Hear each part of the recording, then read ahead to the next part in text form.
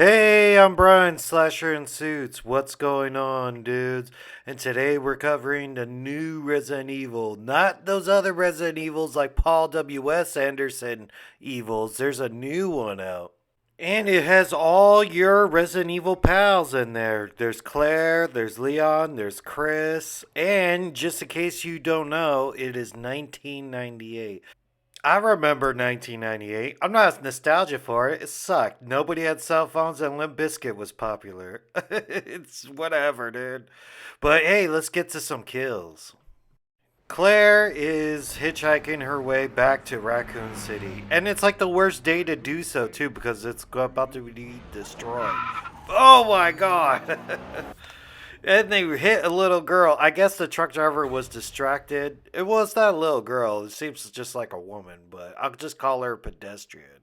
So I guess he was talking too much, trying to flirt with Claire and everything. And they try to make him skeezy, like he's flirting with her. I mean, what else, man? You're a truck driver picking up a attractive hitchhiker. And damn, how they shot this too. Like she didn't even look to her side and everything. That's a little bit of her fault, right? And just blam, just blast her, and her blood's all over like the grill of the diesel truck. I'm always wondering because they always have people hit by diesel trucks in different movies come out differently. Like, come on, man, Texas Chainsaw Massacre is probably one of the more famous ones too. Like, boom, you just sort of go under the wheels real quick. I don't think it like will lift you up in the air like how Resident Evil just did.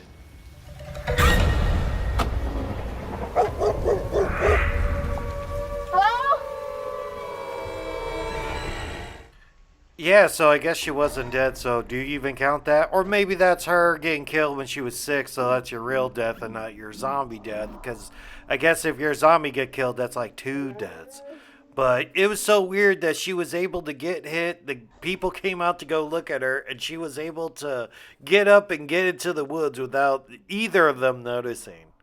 Come on, characters, be a little bit more observant. I think they were having that whole like, I know what you did last summer speech. Like, oh man, what we gonna do? Oh, we just killed somebody. And pay attention to the dog because the dog is important because it's licking up like the blood of the person who just got hit. So that's gonna infect the dog. So the dog got infected, bit the truck driver, and that caused the truck driver to die. So right here, and I guess he was like hauling gas or something like that because the shit exploded. And see, once you're infected, your look sort of changes too. Like your skin, you get those like blue veiny shit all over your face, and your eyes become like red, blood red contact. So this is like different sort of zombie rules. This is like 28 days later zombie rules. What I mean by that is, right, if you came in contact with the blood, you become a zombie, or if you get bitten by a zombie, you become a zombie. And you have to count the dog in this because, oh man, that sucks he became a zombie. Or was he the cause of like most of the outbreak because he bit the truck driver? I don't know, but he became one of those pain in the ass demon dogs that you run into the video game. And I always assumed that Umbrella made these dogs. I don't know, for like the military or some shit. But this dog actually turned itself, so any animal can get the virus. Because in Resident Evil, they make some all sort of weird shit. Like, there's killer alligators and sharks and stuff. And then this guy, like, oh my god, boss level guy with all the eyeballs everywhere. Yeah, that's what that mad scientist turned into, William Birkin. And so he's like the big bad boss of this whole movie.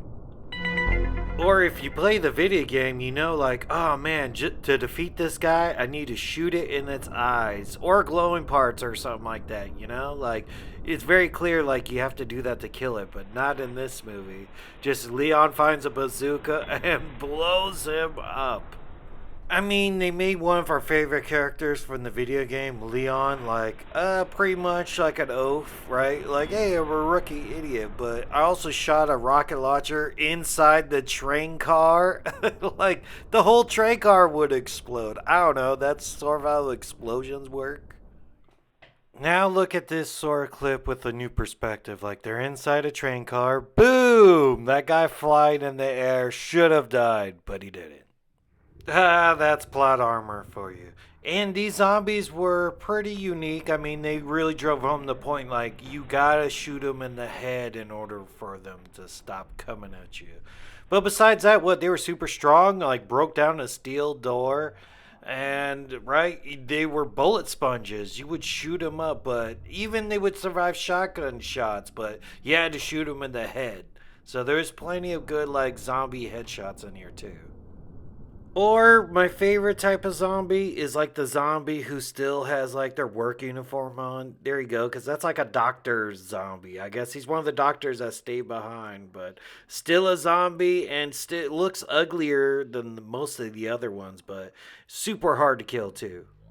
Speaking of super hard to kill, those goddamn lickers are in here. I thought you would even see more of them because they were such a pain in the ass in the video game. Like, you needed a shotgun to really take them out, but I guess that's where Leon comes in. Alright, that's it for now. To be continued. Because there's a bunch of zombies in that, so what? Total kill count for this is only about 6, but there's way more in the finished movie, and I'll finish this at a later date when I get all the footage. So, alright, thanks for everybody for watching. Check me out sometime on the live stream, join the Patreon, and catch you dudes later. Later, dudes.